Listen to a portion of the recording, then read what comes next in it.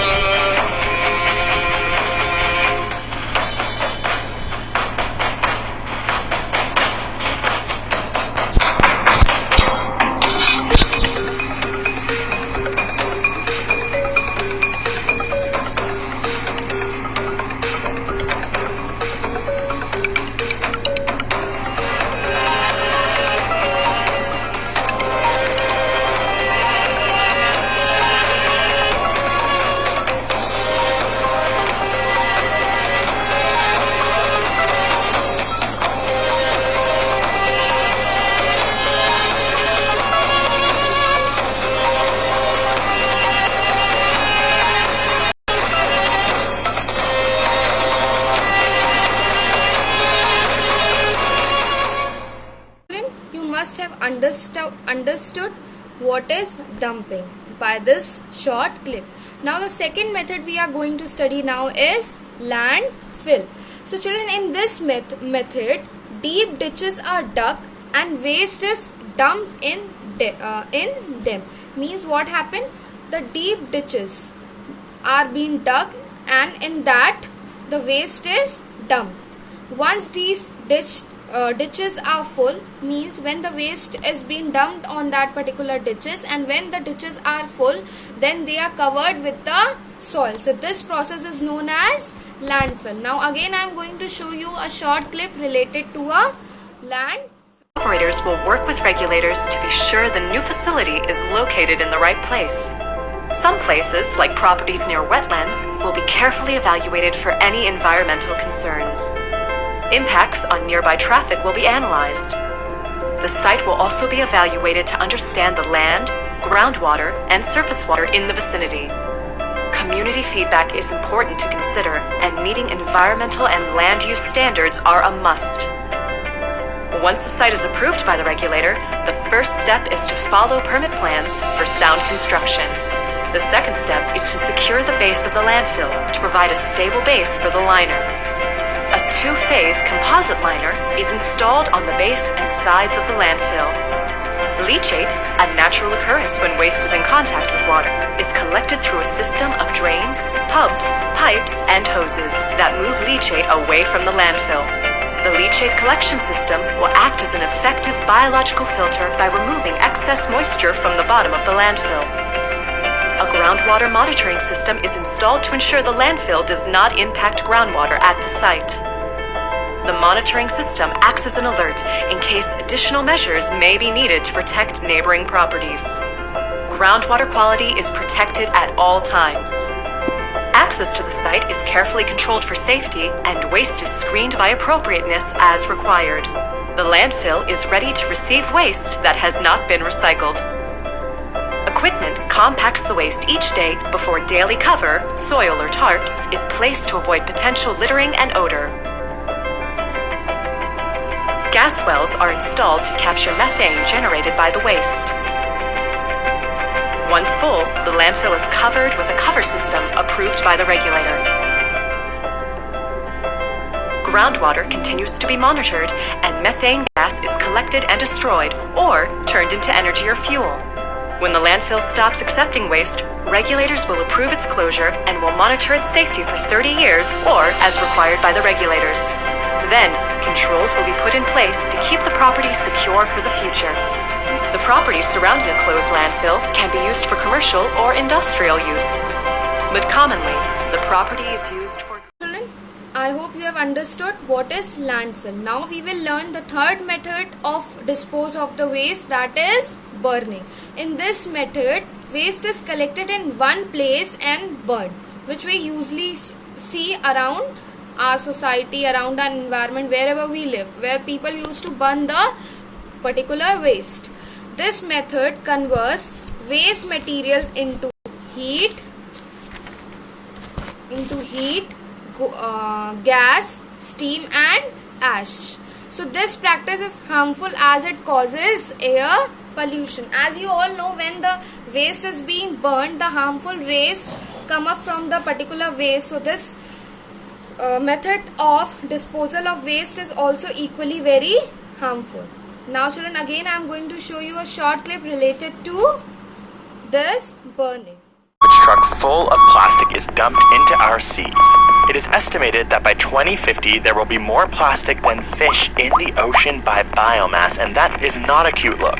And that's just the plastic. There is 1.3 billion tons of food wasted each year. That is 2,600 billion pounds of wasted food. And to be honest, I didn't even know that was really a number.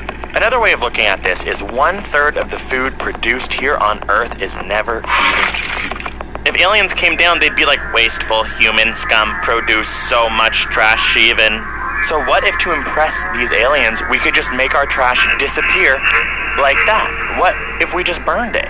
If everyone started piling garbage in their backyard, burning it openly and singing songs around it, it could be fun for a minute. But then it would lead to an increase in toxic pollutants, which leads to an increase in cancer rates. This sounds hypothetically scary, but what is in reality scary is that 41% of global waste is currently burned openly. The World Health Organization estimates 90% of the world's children breathe toxic air every day, and 4.2 million premature deaths were attributed to outdoor air pollution in 2016. So, if everyone independently burned their garbage outside, more people would die. But what if we burned our garbage, but in industrial-level incinerators like they do in Europe and Asia? Some of them even have a frickin' ski hill on top of them. Like, look at this one in Copenhagen. I mean, how quirky is that? These big machines burn garbage, reducing the mass of the trash by 80 to 85%. What you are left with is ash and flue gas, and the ash is actually pretty toxic. Ash. In Singapore, they ship the ash to a human-made island that I wouldn't plan any holidays to unless you're like super into toxic ash. In Belgium, these thrifty cats, they treat the ash and use it as binder in cement. So the ash then becomes part of buildings. It's like, okay, Belgium, we get it, you're smart. The other leftover product from burning garbage in an incinerator is flue gas. This has the potential to release a bunch of dioxins into the atmosphere,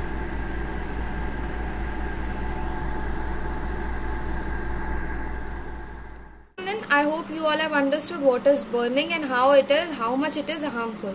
Now children, the last method which we are going to learn today is composting, which is very useful also, that we all must follow this method of disposing of the waste. So the composting is the method which involves filling a pit with biodegradable waste and converting the pit with soil. In this composting method, only the biodegradable waste can be filled in a pit, and what happened after some time, the waste gets decomposed and turns into compost, which is rich in nutrients. It is used as a natural fertilizer by farmers. It helps to improve the quality of soil. So I hope you all have understood that this method of disposal of waste is very useful for the environment as well as for the soil also. Now again I am going to show you a very short clip related to a method of disposal of waste, that is composting.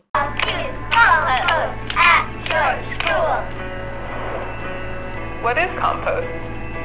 Compost is a pile of green organic matter like food, garden waste, or manure that has been mixed with brown organic matter such as leaves, straw, or wood chips. Over time, the compost pile decomposes or breaks down into soil. Billions of tiny creatures help with this breakdown, including worms and fungus, and bacteria. Compost is very rich in nutrients and can be used in gardens and fields to grow crops and to heal soil. And why should we compost? Compost helps our world so it doesn't be all just loaded with trash. Garbage doesn't get used like compost does because garbage goes into a big pile wherever that is. These piles are called landfills.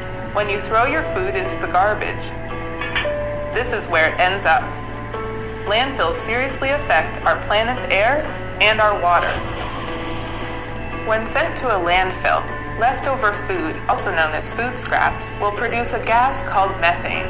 Methane is a powerful greenhouse gas that goes into our air and contributes to global warming in a big way. Greenhouse gases trap the sun's heat in our atmosphere and warm up our planet. Hotter temperatures can lead to melting ice caps, rises in sea level, and animals losing their homes. There is a lot of water in food. And when food scraps are put into the landfill, the water from the food combines with all the other items in the landfill to create a toxic sludge called leachate. Leachate can leak into groundwater and get into our rivers and lakes, harming the creatures that live there and dirtying the water that we drink or swim in. When we compost our food scraps, instead of sending them to the landfill, we reduce both the amount of methane and leachate created. But also, we conserve space in our limited landfills. In short, composting is much better for our planet. A closed food cycle is created by keeping food scraps out of the landfill. Food is grown, eaten, and then the food scraps are composted back into the soil to grow more food. So, where do you put your food scraps? We put it in the compost buckets. They say compost only on them so people know to not put anything else in. Source separation is very important. That means keeping food scraps in a container by themselves. At your school, there will be a bucket to put food scraps specifically. It's very important to keep everything separated into the proper containers. For example, trash goes into the trash can and dishes go back to the kitchen. What goes in the compost bucket? You can put in carrots, apple cores, lettuce, cucumbers and tomatoes, orange, watermelon, strawberries, pizza and strawberry, ice cream, fish. You can also compost any of these: meat and bones, eggs and eggshells, cheese, milk and other dairy products, bread, flour and pasta, butter, oils and fats, nuts and nutshells, soup and sauces, seafood and shells. Basically, anything that you can eat can go in the compost bucket. Some schools also have compostable napkins and dishes that can go in the compost bucket. Ask your teacher if you use these at your school. What does not go in the compost bucket? You cannot put plastic in compost. You cannot put milk cartons in the compost. You can't put in napkins, metal cans, glass glass jars, paper plates, that silverware, watering cans.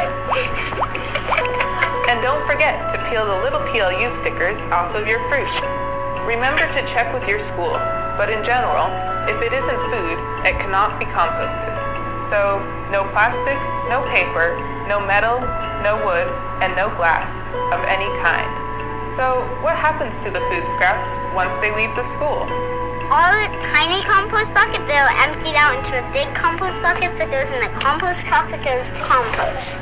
The food scraps leave the school and head to a compost facility where they are blended and made into compost. They sit for a year and turn into dough made out of food. We've come a long way from the lunchroom, and now that the compost is made, what can compost be used for? Grows grass. Compost turns into flour. Composting can help your family grow vegetables. The compost helps grow food so you can grow taller or smaller. Not you grow smaller! And that's it. It's just one big food cycle. Composting closes the loop on our food system, creating a healthy, harmonious, and sustainable system for all of us to thrive.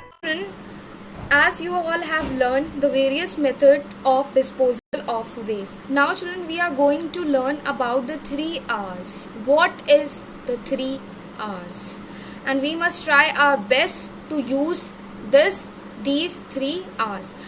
Children, when we want to get rid of waste, we have to follow the following 3 R's, that is reduce, reuse and recycle. So children, the method of recycling involves turning a used product into something new. Recycling means when something is not useful and we want to convert into a useful product. So what method we have to apply? That is recycling.